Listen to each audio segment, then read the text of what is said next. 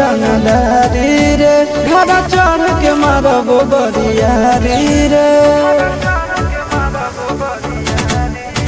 छूट जी तो कैल रंगदारी रे घर चढ़ के मारब बरियारी रे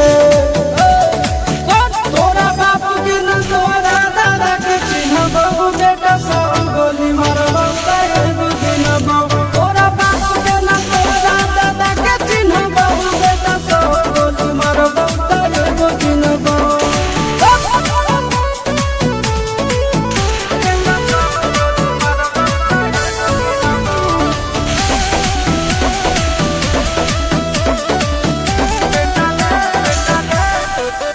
बेटा रे काटा से ठोक देबौ चिमनी के भाठा में झोंक देबौ देखबौ कवन बाप बचैतौ तोरा प्रशासन के गाड़ी भी रोक देबौ बेटा जी सुनो बेटा रे काटा से ठोक देबौ चिमनी के भाठा में झोंक देबौ देखबौ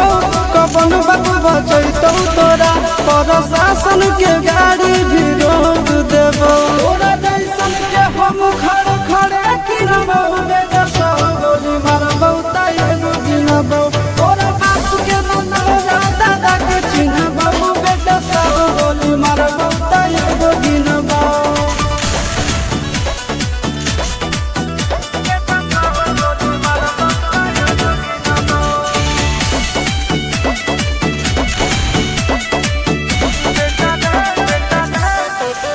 बेटा रे